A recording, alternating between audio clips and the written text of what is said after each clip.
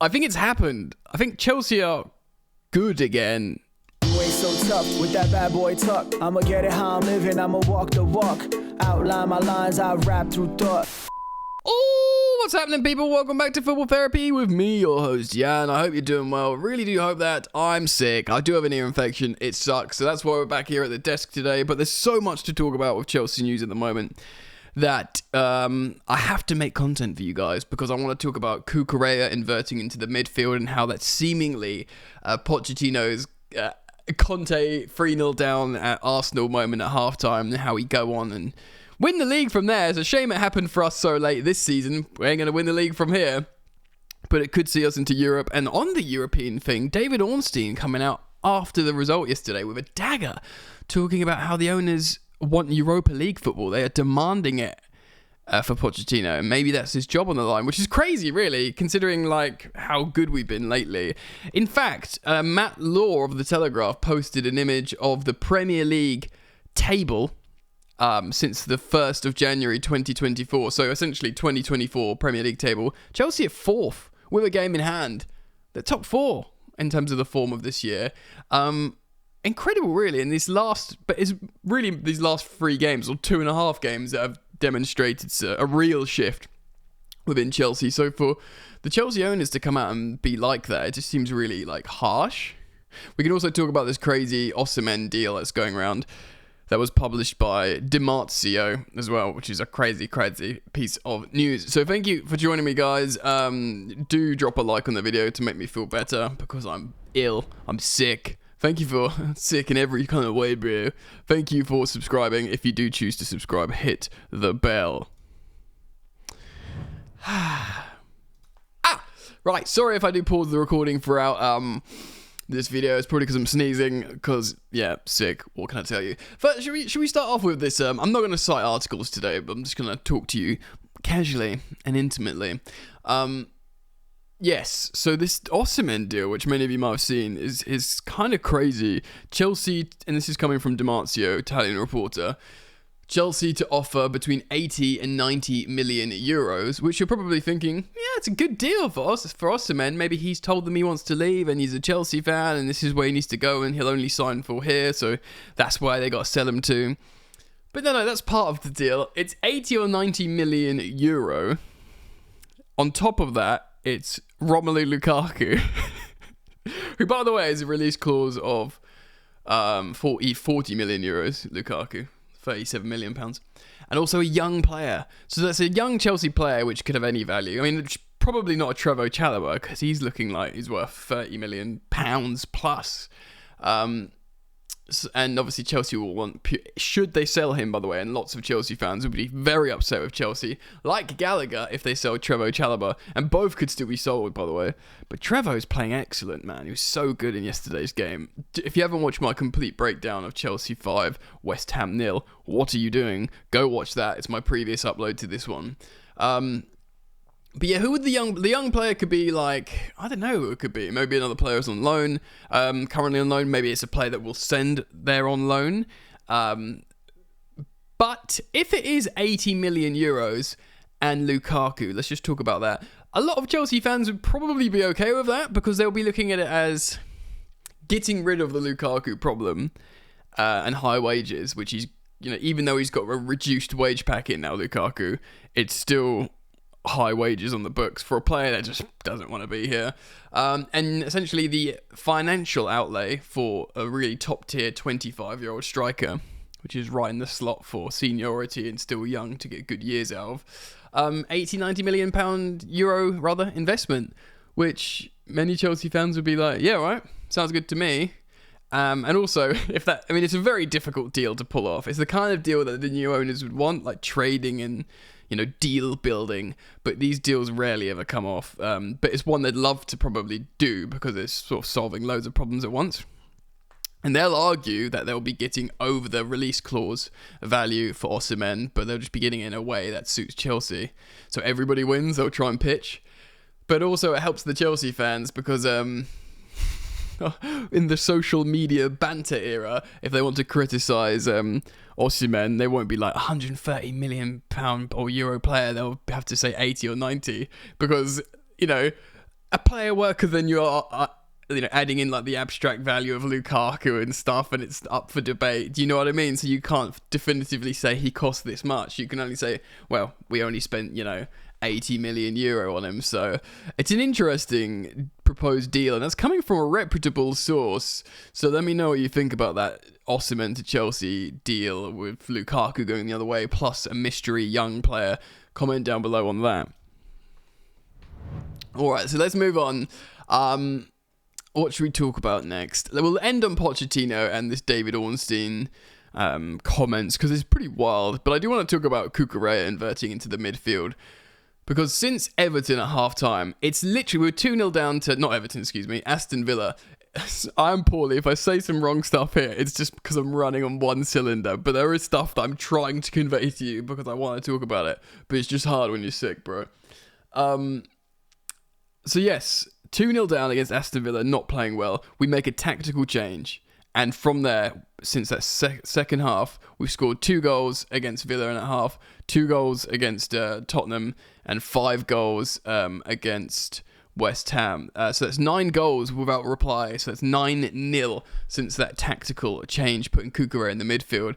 And everyone's joking about that, half-time switch against Arsenal when Conte made the switch and then never turned back, and it just sorted Chelsea out the whole of the season. Reports are suggesting that Pochettino had been thinking about inverting Cucurella for quite a while, and that they've done games in training, 11 versus 11, with him going in the midfield. And to be honest,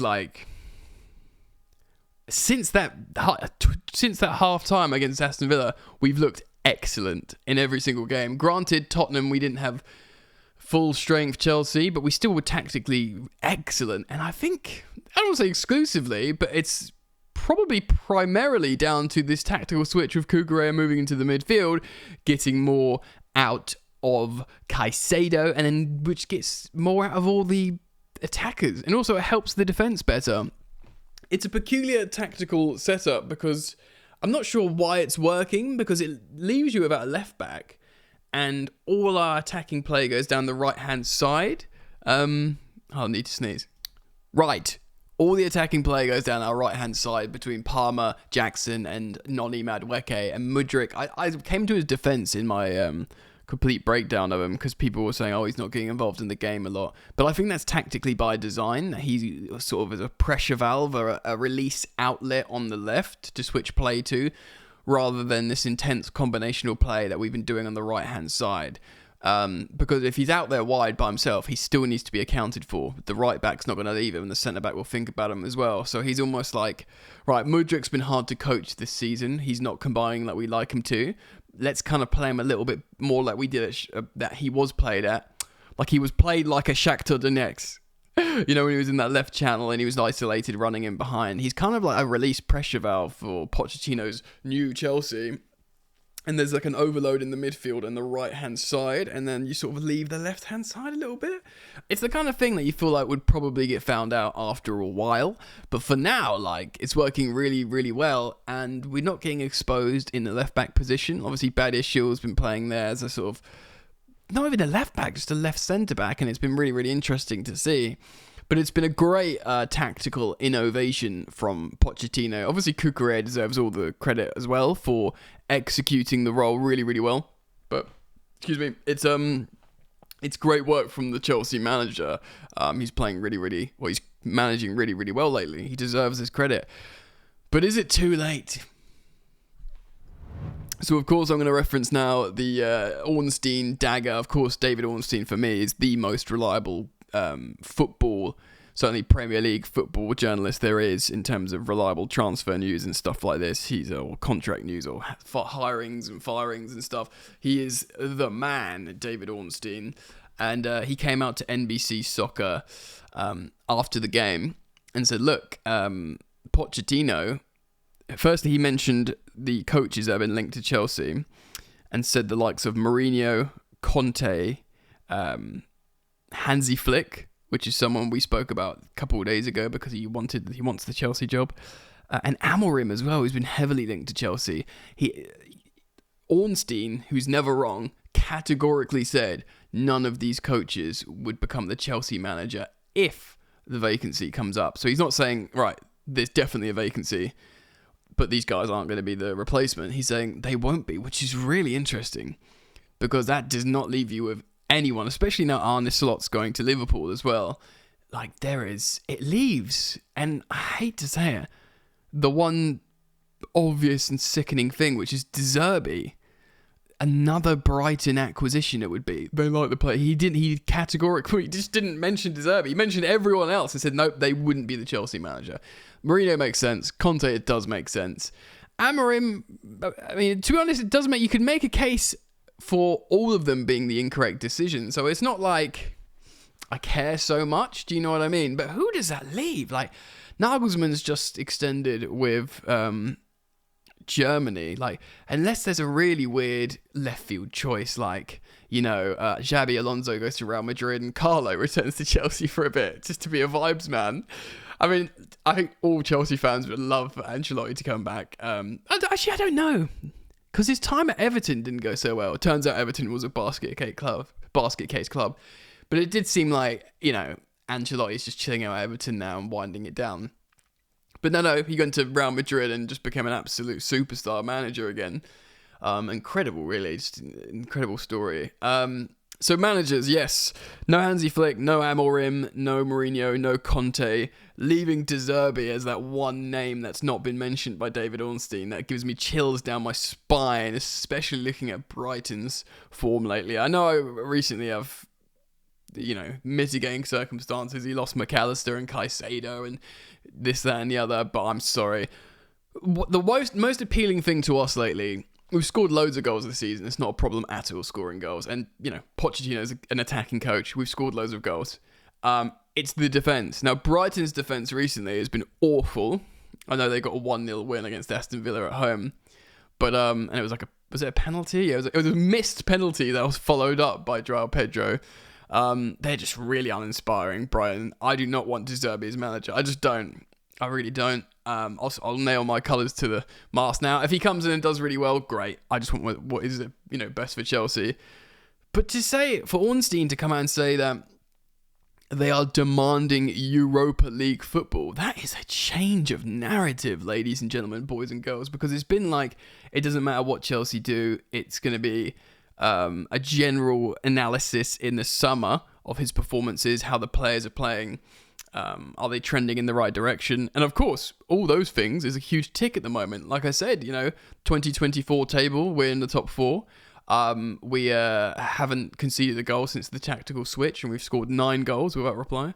And the players like playing for Pochettino, they're playing for each other, and the feel-good vibes are all there. So for Ornstein to come out with such a categorical, assertive statement of they are demanding Europa League football. We're still outsiders for that. We've got a good chance of finishing 7th. Of course, Man United could go above us again if they draw or beat Crystal Palace, which is very plausible. I mean, of course, it's very possible they lose because it's Man United. But, we could play really well to the rest of the season and not get conference football. So for Chelsea, the owners to be demanding Europa League football seems mental to me. I don't know. I mean, I'm not saying maybe they'll look at the whole season. I don't know. It's super tough. Like, if we finish the season really strongly and all the players scoring loads of goals, keeping clean sheets, celebrating together, surely you have to carry that on. Like, the biggest issue for these young Chelsea squad has been the instability. Like, lots of them have played with 4 managers, if you include Saltor. So it's they just need some continuity, some stability, some players back from injury long term. And the thing is, my opinion of Pochettino now hasn't changed from before we hired him. I don't think he's the guy, but he's the guy before the guy, potentially. And now more than ever, people are believing that, looking at him. He's only got 1 year left on his contract, and he probably deserves to get into that year, maybe 6 months, like go to just before the January transfer window and see where we are. We can't be waiting to the second half of the season again to pick up form like we have this campaign. But it would be super interesting. He deserves a few months, right? And it costs more money to sack him. Just have another preseason. Here you go. Here's that 1 or 2 players that you feel like you need, Here's your license. Look, here's your Gallagher contract. That would do the world of good for the owners and the optics of the owners. After that big banner tifo of Gallagher, give him have a compromise with him, whatever that compromise is. Maybe if it's a 5-year deal instead of an 8-year deal, so he's still got one big contract left in him afterwards. Find a compromise. That will please the Chelsea fans. That would, especially the match-going ones, that would please Pochettino.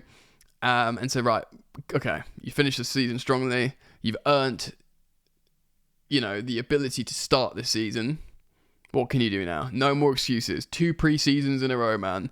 2 pre-seasons in a row. The first season you had no European football. Yada, yada, yada. You've learned from these players. You've learned, okay, granted, that, the Chelsea owners and sporting directors would have been like, you're supposed to be a really good coach. You should have been inverting Marc Cucurella, in pre-season, or do you know what I mean? It's something like that. But I get it. I get it's tough. Maybe you could have done it a little bit earlier, a tactical innovation to make us better. But it's better late than never, right? And you have to look at the alternatives. And as Toumi says on The Athletic, sacking a manager is only half a job. And if he said to me, who do you want managing Chelsea, Pochettino or De Zerbi? I'm saying Pochettino. In fact, I don't know what the solution is. I genuinely look at the situation at Chelsea, and if the only manager I could categorically kick Pochettino out now for is like a Guardiola or maybe a Xabi Alonso. A Xabi Alonso, a Guardiola. I don't know who else. I'm trying to think who else. It's tough, even if there are managers that I think are slightly better than Pochettino, I have to counterbalance it with the instability that would come from doing this all, ripping it all up again, which will come at a cost in itself. So yeah, I have to be Pochin for the moment. Let me know what you think though. Comment down below. As always, I'll be very interested in learning your thoughts, feelings, opinions, and emotions on the subject.